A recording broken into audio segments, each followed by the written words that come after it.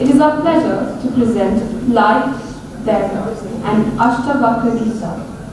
Hindol Sengupta explores the profound teachings of Ashtavakra Gita, hailed as the distilled essence of wisdom, the Upanishads, and the cornerstone of Advaita Vedanta. This ancient dialogue between the sage Ashtavakra and Great Janak addresses the nature of truth and the path to enlightenment. In conversation with academic Rakesh Chandra, Senugupta delved into how this timeless text remains relevant today, offering deep insights into life, death, and pursuit of truth. Professor Rakesh Chandra has been head Department of Philosophy at the University of Lucknow. He has been a consultant with UNICEF on primary education and child labor. He has co-authored the UNDP Gender Report for Uttar Pradesh and has worked with Dalit communities on girls' education in Panchayati Raj in Barabanki district of UP for a decade. Please join us in extending a warm round of applause to Hindol Sengupta and Rakesh Chandra for sharing this insight with us today. I would like to invite both of you on the stage for the commencement of the session. Good afternoon and welcome to the city. Hindol, it's a great pleasure to have you here. We are today going to talk about your book, and which I just received. I downloaded it the day before since I couldn't lay my hands on it. I'm sorry, we were run out of copies, but I will definitely have noted that as soon as the next print run comes, you are on the top of the list. I'll send you a copy. Yeah. In times like ours,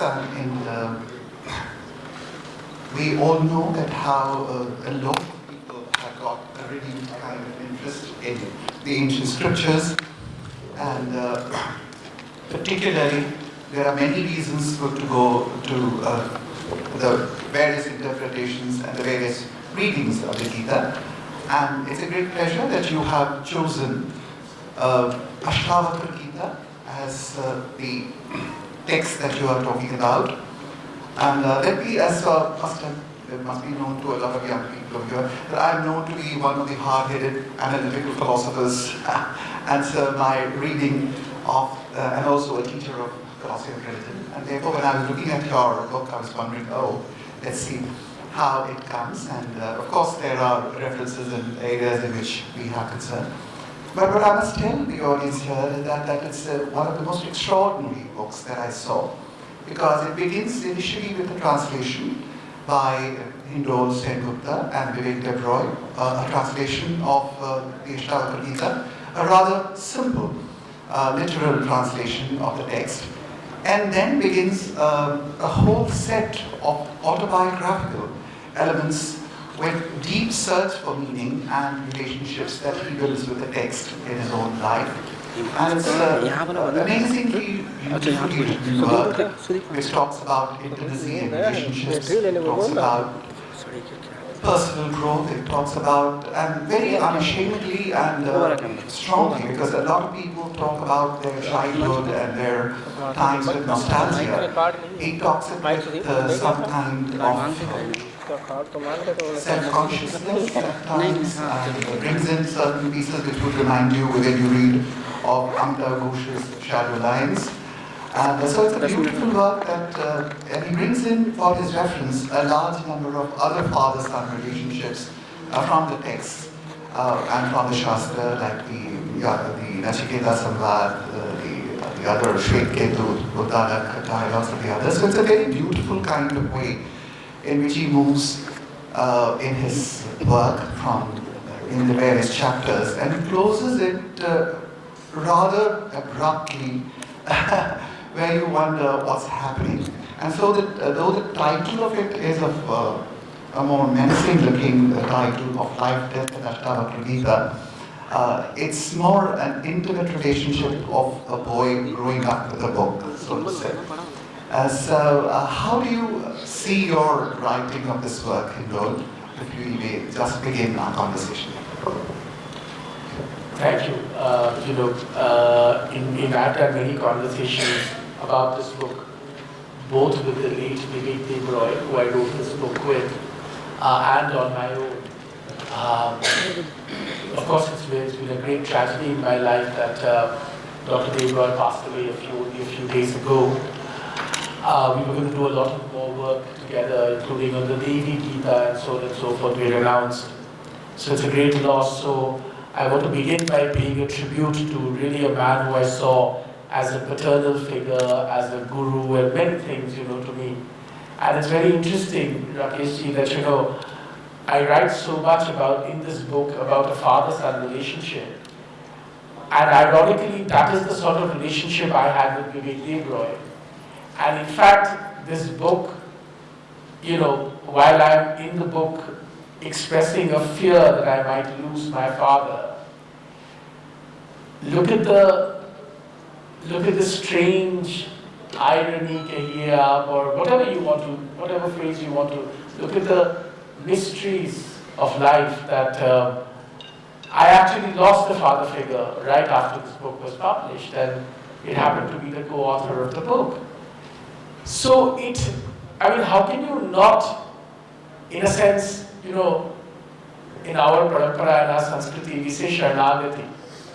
Beyond everything else, you then say you surrender to, you want to call it God, you want to call it higher force, you want to call it whatever, right? Look at the alluring mystery of life, look at the devastating mystery of life that I could have never contemplated that soon after this book was released, Vivek Devroy will actually die. Which came as a crushing blow to me, and therefore this book, all the more reason, has become this marker, this point, milestone in my journey as a historian, as a writer, as somebody who likes to perhaps try and understand life a little better. I wrote this book about 2 or 3 reasons, and allow me a minute to explain all of them. At a very prosaic level, I think we are at a time, we are going through a phase in our nation's history where we are looking inwards towards our own self to try and understand, who are we really? And this is not, even though we think it's unique to us, it's not. Many post-colonial countries, after they reach a particular, economic standard or dimension, begin to ask these questions: who am I? What is our culture, and so on and so forth, right? And that's almost obvious because, first you have to answer the basic needs. It's like the Maslow's hierarchy of need. You first have to maintain a home, and your basic needs have to be met. You have to have food to eat and clothes to wear, and so on and so forth. And then you begin to ask deeper questions. And we are going through that phase in our country's history. But I find that, often a lot of people have not actually engaged deeply with many of the texts they may be tweeting about, right? And I feel, when I wrote my book on Vivekananda, a lot of people said, well, why do you want to write one more book on Vivekananda? Well, the reason I wrote the book on Vivekananda, it turned out to be one of the most high-selling books of mine even today, because there's no use telling people, go read Vivekananda. There are very few people who will spend so much time and effort and go and read 9 volumes. I think the Rakesh Chandra now has 11 volumes, The set that I have has 9 volumes and so on and so forth. So, 9 or 11 volumes of Vivekananda's complete works. Therefore, how do we make these ideas, these figures, these thoughts, these contemplations accessible to people at a day-to-day basis, right? So that they don't remain a cutout, because I often feel that if you talk about Vivekananda has become 2-dimensional for us. सबको वही एक coat पता होता है, arise, awake, and stop not, and that's all they know. My apologies, my voice is not good. No, thank you. So I feel people should have a deeper engagement with the text. There's another layer to this. I feel that there's no point in talking to people about spirituality and spiritual texts if those texts don't mean anything to me today in my imperfect life. There is no point in saying Vivekananda said these wonderful things. Amazing, Vivekananda said these wonderful things. But I am not Vivekananda. nor am I one of the monk brothers, as it were, of Vivekananda. So in my imperfect life, in my difficult life, in my everyday troubles, in all my failures, what does Vivekananda mean to me today? The same way, there is no point in saying the Bhagavad Gita, the Ashtavakra Gita, the Devi Gita, whatever great text, the great Upanishads and so on and so forth. Okay, this wonderful treasure exists for us. But what does it mean for us today? We must stop. Apologies. We must stop to answer that question at a fundamental level. What do these texts mean for me today, in the middle of all my imperfections, in the middle of all the difficulties, in the middle of the tragedies that I face, the failures that I have, and even the joys that I have? In the complicated, imperfect human being that I am, what is the impact of Vedic or Upanishadic knowledge in my life today? If I don't make that connect, just saying that there is a Bhagavad Gita and there is a Ashtavakra Gita and there is a Katha Upanishad and this, that and the other, to me has no meaning. Yeah, but as people in academia and people who take the Shastras seriously, you would also remember that always in the past there has been the Adhikari Bhed, that what is the text meant for and for whom. So when now we find all these popular books, Gita for management and Gita for comparing it with Maslow's hierarchy and the others, so many of us squirm because they were actually not even meant for Arjun and not really meant for Arjun for all times to come. And if you remember the text says that later in the day Arjun forgets what he had been told by Krishna, and he asks that, can you tell me what you said before? And he said, have you really forgotten all of it? And he said, yes, I have. So he said that, can you retell me the story? And then Krishna said, you don't need it anymore. So in one particular sense, the Bhagavad Gita, not the Ashtavakra Gita, the Bhagavad Gita was also meant as an occasion text and for a very specific purpose. So the interpretative value that we have given from Gyaneshwar to the others, and also with the coming in of the printing press and the first English translation coming in 1785, present a very different text which may leave some of the orthodox readings which require a certain kind of mental maturity to be different. And that is why I was very, very happy that when you brought it as your personal journey, rather than saying that no, it is for all, and as a personal journey, and what difference does it make to you? And not every person is you, and not every individual goes through the same things. Absolutely. So that's the only thing we can do, actually. Right. So whenever we are dealing with, in my humble opinion, when we are dealing with texts like this, I think it is rather, overtly ambitious, if not perhaps foolhardy, to try and make a universalist statement. I can only say, or you can only say, or anybody else can say, what did the Gita mean to me? Perhaps that will have some resonance with perhaps some people. That's all we can hope for. Right. We have no adhikar, as it were, to try and say this is what the Gita means. Right. So one of the questions which I also thought that would make would be very interesting is that standardly we do make a very elementary kind of distinction between monism and monotheism. But as you translate the Bhagavad Gita and as you move, it keeps on oscillating between Brahma and Ishwar. And the idea is that the Upanishadic idea of the Brahma is, as you very well know, taken as spiritual atheism by people like Sri Aurobindo. That there is no distinction between the deity and, so there is no deity, and in one way, monistic theory is actually not theistic theory.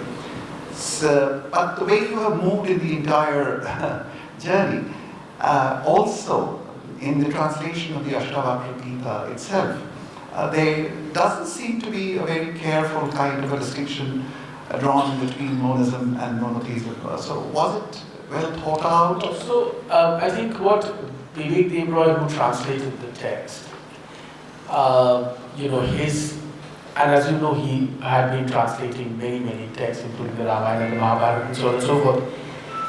His idea was clearly to present the text in the most uncompromisingly lucid format, so that anybody can read the text, even if they don't read Sanskrit, they can read it in English. As simple as that. Remember, the Ashtavakra Gita has no, we say, this entire distinction that we make between, say, Atman and Brahman, between Paramatma and Bhagwan, right? Atma, Paramatma and Bhagwan, right? All of this is not there in the Ashtavakra Gita. Ashtavakra Gita is telling us something deceptively simple. It is saying that happiness or truth, whatever phrase or word you want to use, can be found now. How can it be found? By letting go. What do you let go? ABC. End of story. Now, that's very well, that's easier said than done. I mean, most of us cannot let go in the manner that Ashtavakra is telling Janaka. Now, here again, we don't know whether it's the same Raja Janaka, right? I mean, and even Ashtavakra, as of course you know, many people translate this as Ashtavakra, 8. But there is also Ashtavakra, right? he who has overcome 8 sort of hurdles, as it were, right? And therefore, it's the Ashtavakra Gita, to me at least, is almost like a hammer on their head. Bhagavad Gita has a context. Even as a story, here is this war, the cousins are facing one another, there is this great battle, Shri Krishna is on the run, he's the, Sarthi, there is Arjuna, the greatest warrior, blah, blah, blah, all of that, right? The Ashtavakra has nothing, we don't know anything about Ashtavakra, we don't know anything about Jana. We do know, we can understand from the conversation that they are having, that unlike the Bhagavad Gita, where one is clearly the disciple, and the other is clearly Bhagwan, in this case, Ashtavakra is certainly enlightened, but Janak himself is either enlightened or very close to being enlightened. This is a conversation between near equals, if not equals. So, and their conversation therefore has the lucidity of two people who get it as a term. And this rope and snake example that they mentioned, right, in the Ashtavakra Gita. Finally, as an aside, let me tell you the story. When we released the book in Delhi,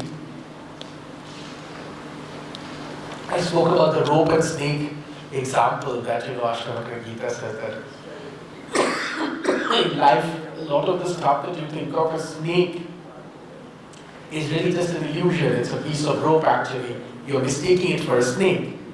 There's a politician who came up to me and said, and because it's Lucknow, I should say it like Delhi, that in life actually, and in Delhi and perhaps also in Lucknow, in many cases that you thought were ropes turned out to be snakes also. आपने सोचा रस्सी है, पर वो आपने सोचा सांप है, वो रस्सी निकला. ऐसा भी होता है दिल्ली में और लखनऊ में और कई और जगह कि आपने सोचा रस्सी है, वो सांप निकला.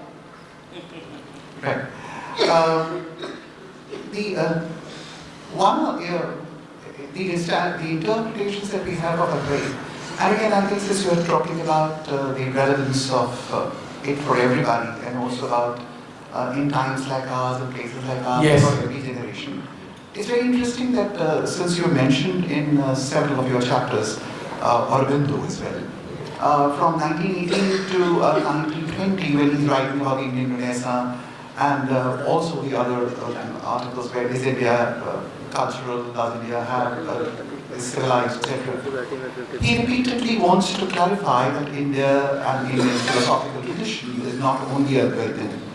And he is talking about that the Vaishnava Sampradaya is actually the flower of Indian civilization. And that's how somehow it's very important to see that one of the biggest controversies that we have, that what represents best the Indian civilization, is always between Shankar and Ramanuj. So that whether the denial of the Maya completely as having any locus or accepting it as an independent authority has been one of the most strong debates of Indian civilization. And there are many people who still believe that actually largely the Indian people are Ramanujites, and it is only when it comes to give philosophical explanation that they escape into Shankarite ideas, and where Shankara is generally accused of actually deliberately not taking certain texts, certain passages, and giving a completely Advaita interpretation to the Upanishads. So, as a scholar, how do you? Well, I have been doing a lot of work on the Bhagavad Gita for the last 1.5 years.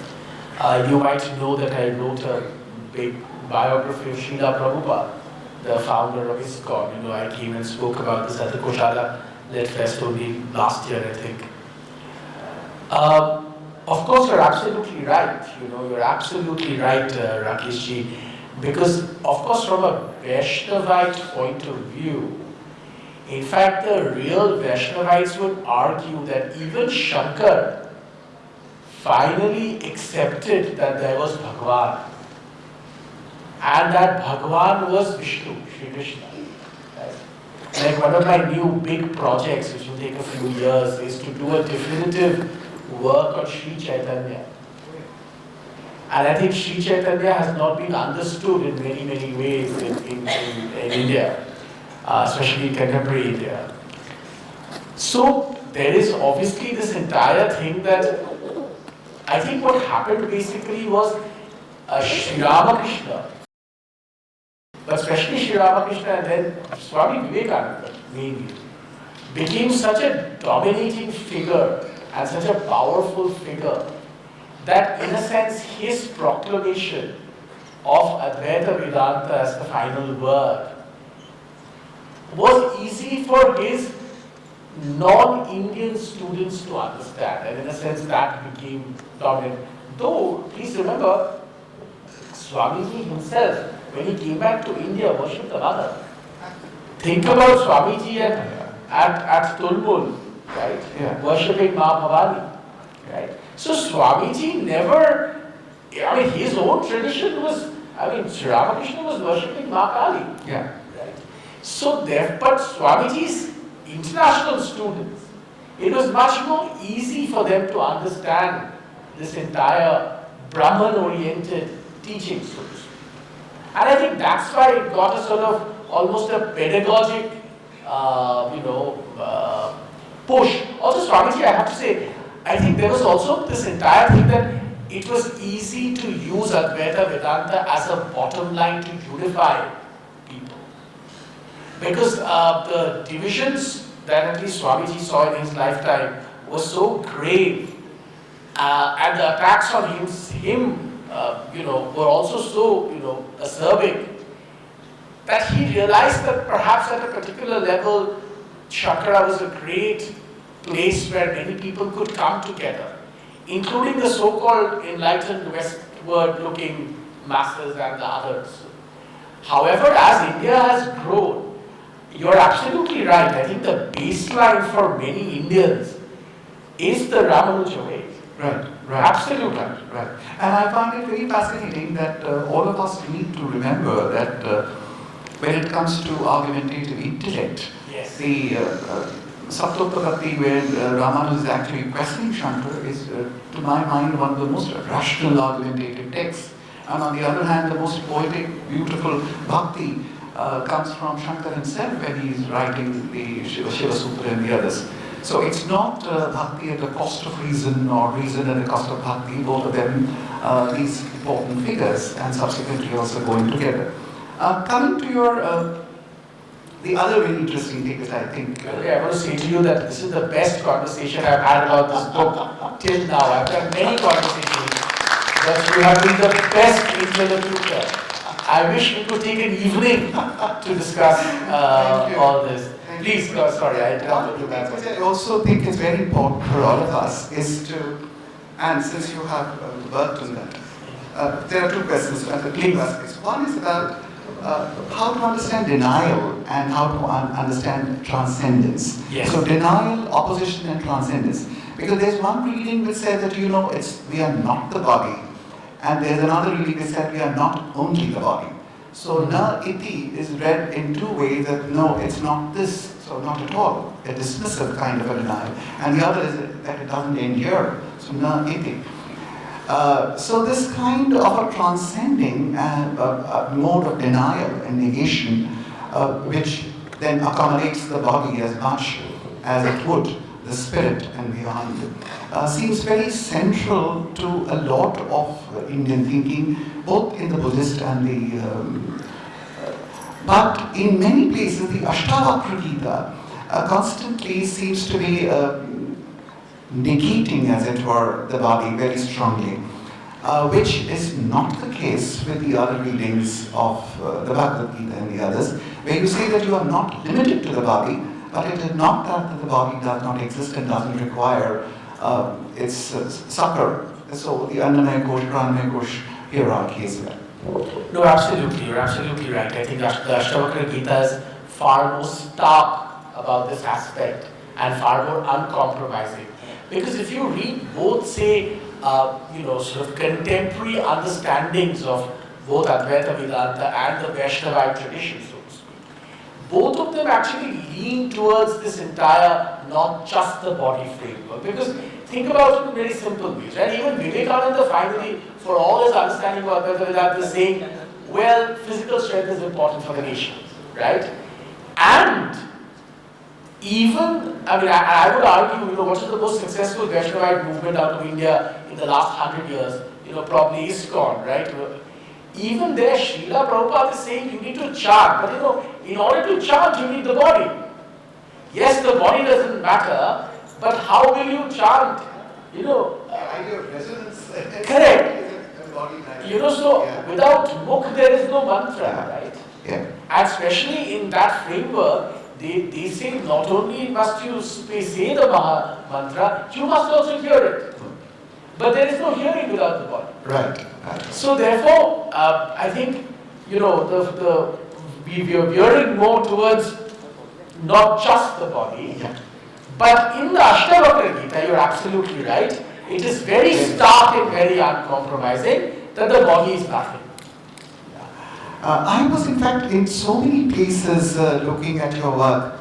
So the way you write about your relationship to your father, and the way you write about your own sense of sticking, as it were, to the present, because going to the past might be embarrassing, not going into conversations with the father because it might be humiliating, is so beautiful and intimate that from a very abstract thought of a generic nature where you lose all, you are coming to just the other end of extreme intimacy, an intimacy where you are opening yourself in absolute vulnerability to the other, as some of the phenomenologists would say, that it's a genuine conversation which happens only when we open ourselves to the other in extreme vulnerability, ready to be heard.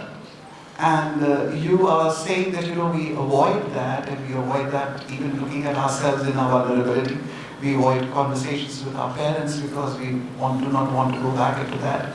And there's a particularly beautiful passage which I thought was very nice, that we keep on buying possessions sometimes because it's just to prove that we can, because it's not so much that we need it. So we hoard and collect just to establish and prove to ourselves that this is what we could. This is a very beautiful thing. I really admire, and I must compliment you for that. That that's a very rare Iris Murdoch moment. Rakesh, you're absolutely. Thank you very much. Number one, thank you very much. You're very kind.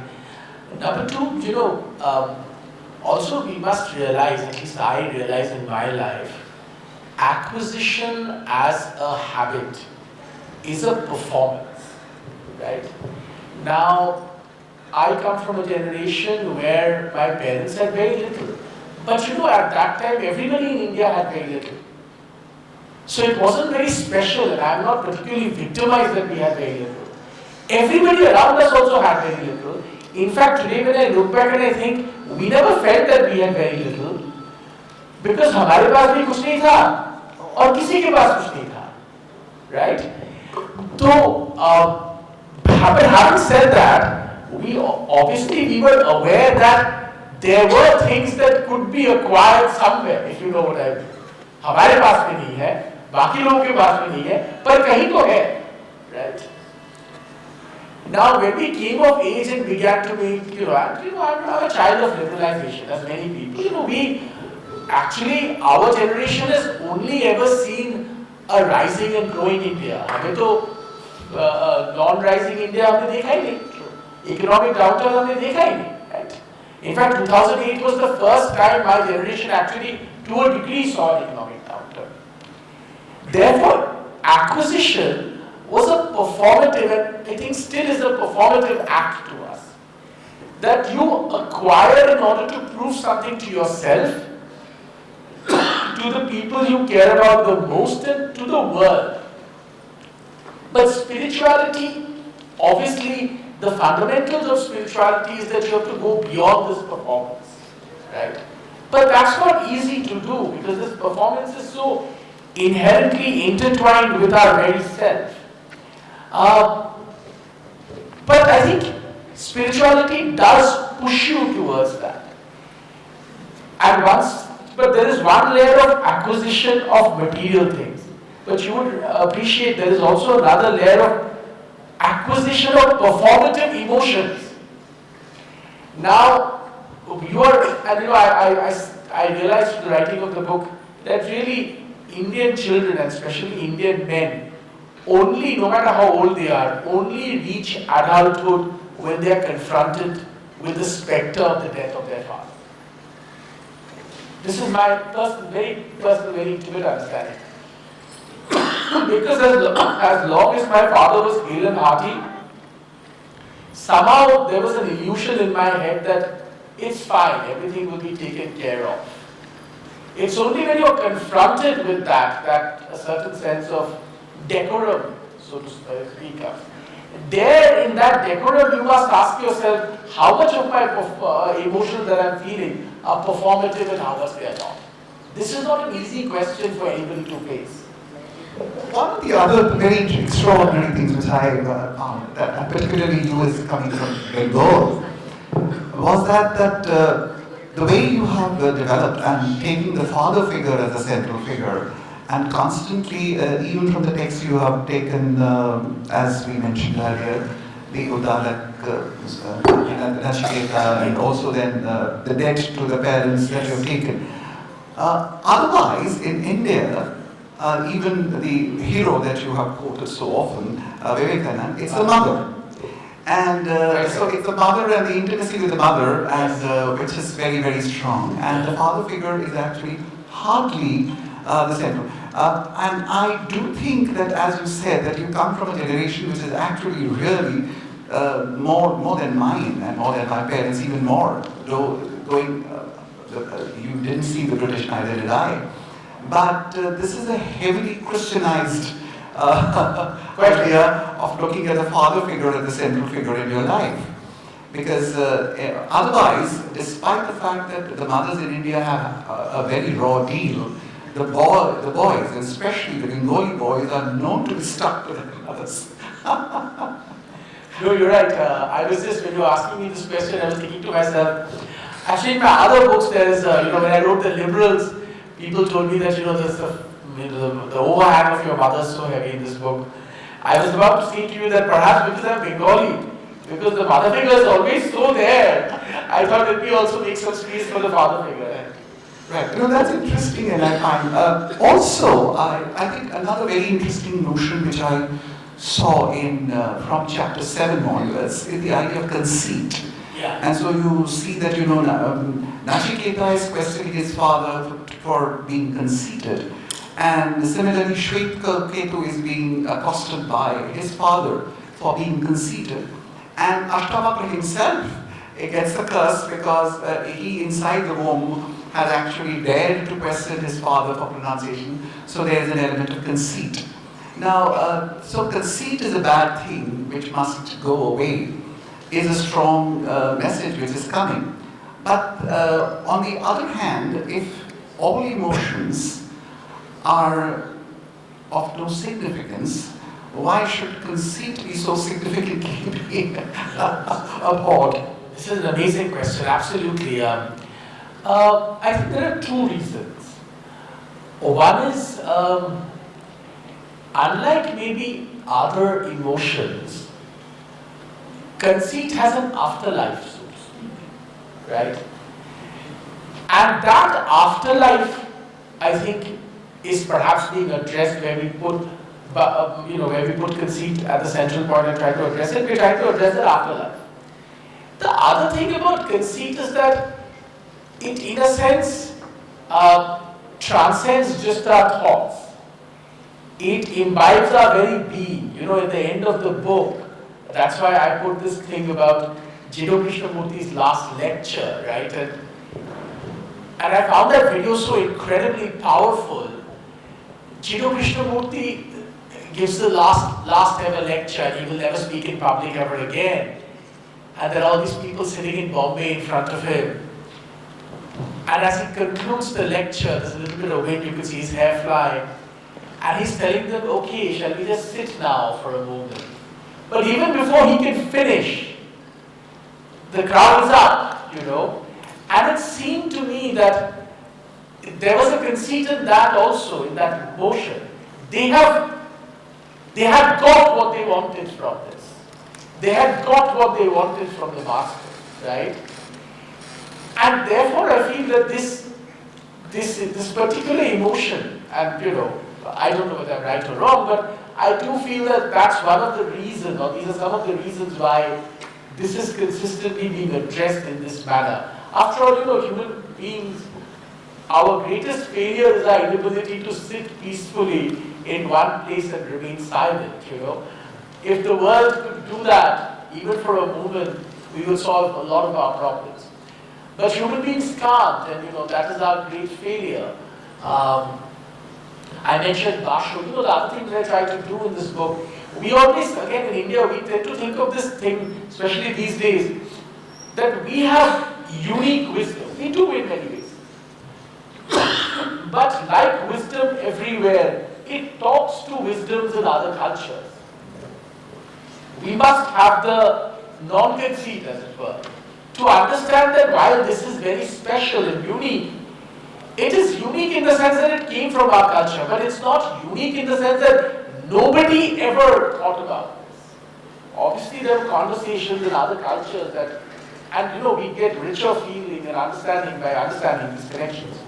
Basho, the great Japanese poet, is somebody I really look up to, and I think his work is very powerful. And therefore, I mention him in this book. And you can see, even when you read Basho side by side, and that so much of this is leaving the conceit behind. I mentioned the famous words of Basho, that when spring comes, grass grows, right? It's like that great Zen haiku: before enlightenment, chop pools fill water. After enlightenment, chop pools fill water, right? So I think Ashtavakra is encouraging us and prodding us to try and understand that, look, that which we call enlightenment, if we see that as that pot of gold at the end of the rainbow, it again builds conceit. Enlightenment comes, if we were to truly give up, comes. And then life will go on the way it, always does. Wonderful. I just wanted to also get your opinion on two things. One, I think very strongly regarding the times that we are in terms of academia, that we have all over the globe a huge amount of discussions on cultural studies in terms of what they call the postmodern world. And in that, any kind of a foundational study is looked at with great suspicion. And so what defines postmodern character is primarily the suspicion for the grand narrative. Now, the Ashtavakra Gita and the others are all here, and we have somebody telling us time out already. So the Ashtavakra Gita is again a strongly foundational work. So that's one. The other small thing that I also wanted you to think about, and when you are writing about it further, is that it's about forgetting and remembering and being reminded. And as I was mentioning that, Arjun forgets it. And I was thinking that Arjun, the whole message to Arjun in the Bhagavad Gita is more or less what you have quoted from the Katha Upanishad, and it is the Nachiketa Yam Samvad. And in the Oppenheimer film, everybody is now remembering Kaloham. So being time and eternal is what he's saying.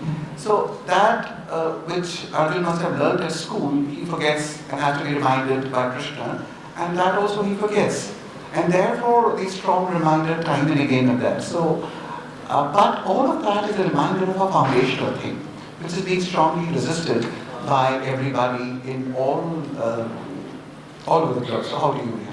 Well, if I were to take, if you would permit me to take a slightly, contrarian point of view on this.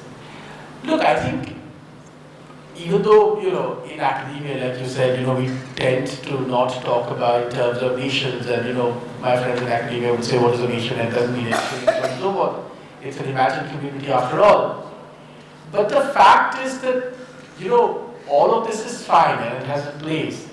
In post-colonial nations which have gone through devastation of a particular kind, finding foundational elements is a absolutely critical journey. There's no running away from it. You can find that foundational element in a chauvinistic manner, or you can find it in a non-chauvinistic manner. There are two paths, clearly. But that finding must be done. And therefore, I would take the contrarian stand that there's no running away from it.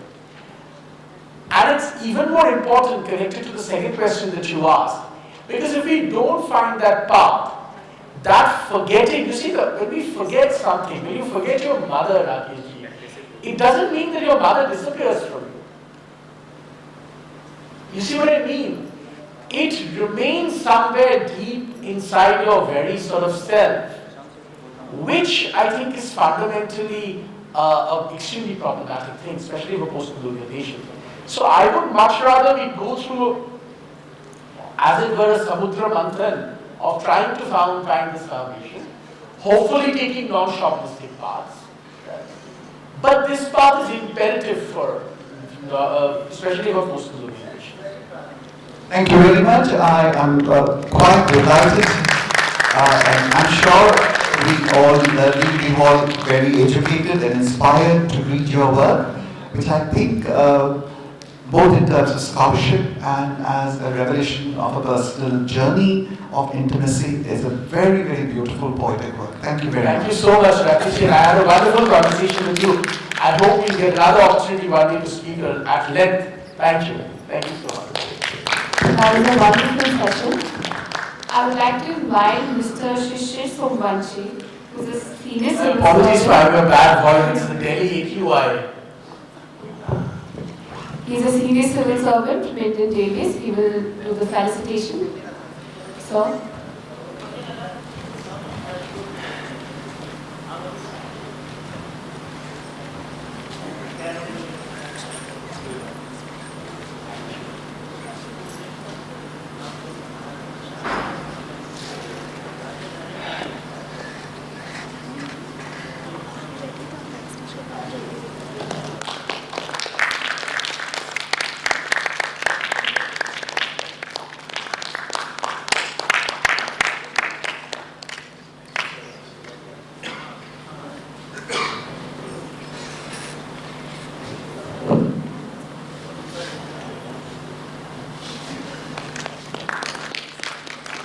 We have a huge round of applause for